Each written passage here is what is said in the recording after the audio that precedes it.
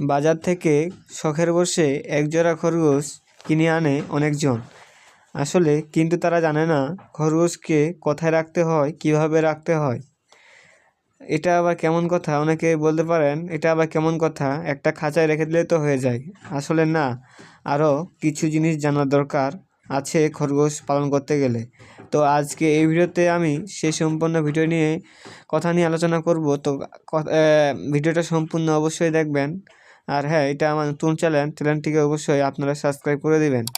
তো চলেন ভিডিওটা শুরু করি। খরগোশ পালতে গেলে কী কী জিনিস প্রয়োজন হয়ে থাকে। 1 নম্বরে আসি, খরগোশ কোথায় রাখবেন। আসলে আপনার খরগোশটা কোথায় রাখবেন সেটা আপনাকে নির্ধারিত করতে হবে। যদি বারান্দায় রাখেন বা কোনো ঘরে রাখেন তাহলে ওই জায়গায় সবসময় রাখতে হবে।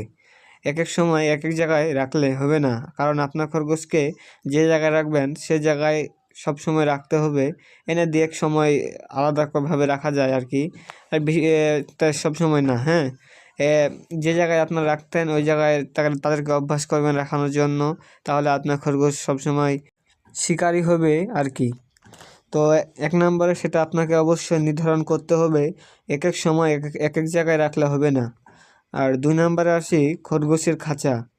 আপনারা স্ক্রিনে যে খাঁচা থেকে দেখতেই পাচ্ছেন, এরকম সুন্দর একটি খাঁচা বাজার থেকে কিনতে পাওয়া যায়। 200 টাকা থেকে 300 টাকা নেবে। তো এই খাঁচাগুলো আপনারা নিতে পারেন। নইলে দেখতেই পাচ্ছেন ভিডিওতে বাঁশের কীভাবে আমি একটা ঘর বানাচ্ছি, ওরকম সুন্দরভাবে একটা ঘর বানিয়ে নেবেন আপনার খরগোশকে ভালোভাবে রাখানোর জন্য। আর হ্যাঁ, খরগোশকে অবশ্যই শক্ত কিছু দিয়ে ঘরটা বানিয়ে দেবেন। আচ্ছা, খাঁচাটা বানিয়ে দিবেন, না হলে তাদের দাঁত দিয়ে তারা কেটে ফেলে দেয় আর কি। হ্যাঁ, আমার এরকম হয়েছিল। আপনারা এই দিকটা অবশ্যই খেয়াল রাখবেন। 3 নম্বরে আসি, খরগোশের পরিচর্যা নিয়ে। আসলে খরগোশ অনেকে কিনে আনে, খাঁচায় রেখে রেখে রেখে দিয়ে কোথাও চলে যায় বা খাঁচায় সবসময় থেকে যায় আর কি খরগোশটা। সবসময় যদি আপনি খরগোশকে খাঁচায় রেখে দেন তাহলে খরগোশের সমস্যা অবশ্যই হবে। তো তাদেরকে চেষ্টা করবেন 1 ঘন্টা বা 2 ঘন্টা ছেড়ে রাখার। আর অবশ্যই লক্ষ্য রাখবেন কুকুর বিড়াল যেন তাদের আশেপাশে না ভিড়ে। হ্যাঁ, এটা অবশ্যই আপনারা লক্ষ্য রাখতে হবে। 4 নম্বরে আসি, খরগোশ খাবার নিয়ে। আসলে খরগোশকে অনেকে অনেক রকমের খাবার খাইয়ে দেয় আর তারা খেয়েও নেয়, এর ফলে পরে অসুস্থ হয়ে যায় আর কি। তো আপনারা এক কাজ করবেন, খরগোশকে সবসময় দুর্গি ঘাস পাওয়া যায় বনে, স্ক্রিনে যে ঘাসটি দেখতে পাচ্ছেন এই ঘাসটি খাওয়াতে পারেন আপনার খরগোশকে। এছাড়া বাঁধাকপি, ফুলকপি হোক, তারপরে আর অন্যান্য ফল হোক, অল্প অল্প খাওয়াবেন এসব আর কি। বেশি পরিমাণ ঘাস দেওয়ার চেষ্টা করবেন। আর ভাত অবশ্যই খাওয়া যাবে। অনেকে বলে খাওয়া যাবে না, খাওয়া যাবে, কিন্তু ভাত খাওয়ানোর সময় আপনাকে লক্ষ্য রাখতে হবে বেশি পরিমাণ যেন ভাত না খেয়ে ফেলে, এবং খরগোশকে সপ্তাহে 2 দিন পর 3 দিন পর খাওয়াতে পারেন ভাত, এক টাইম আর কি। আর আপনি যদি দিতে চেষ্টা করেন তাই সবসময় ভাত দিয়ে রাখবেন তা কিন্তু হবে না। আপনাদেরকে এই বিষয়গুলো অবশ্যই লক্ষ্য রাখতে হবে। 6 নম্বরে আসি, ঠান্ডা এবং গরম।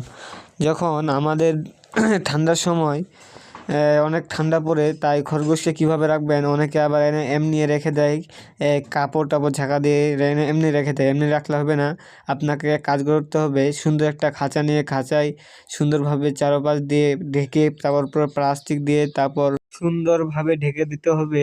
আর সম্ভবত হলে একটা 1 ভোল্ট বা 2 ভোল্টের লাইট সুন্দরভাবে খাঁচার ভেতরে লাগাই দিলে আরও ভালো হয় আর কি। আপনারা যদি এইভাবে করতে পারেন তো আপনার খরগোশ মরবে না। অনেকেই বলে আমার খরগোশটা ঠান্ডায় মরে গেছে বা অসুখ হয়েছে।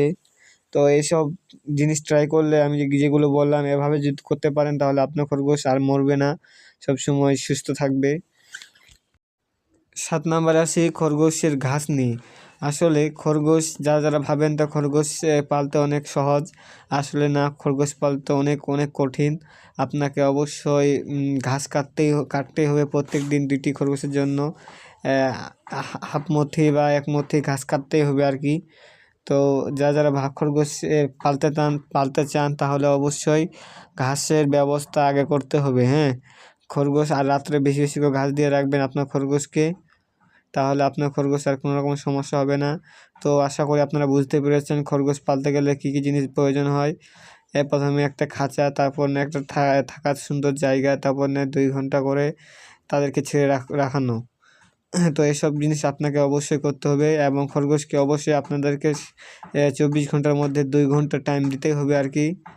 তো ভিডিওটা আজকে এই পর্যন্তই করলাম, ভিডিওটা বাড়ালাম না। তো ভিডিওটাতে অবশ্যই যদি ভালো লাগে থাকে ভিডিওটা, তাহলে একটা লাইক অবশ্যই করবেন আর চ্যানেলটিকে অবশ্যই সাবস্ক্রাইব করে দিবেন।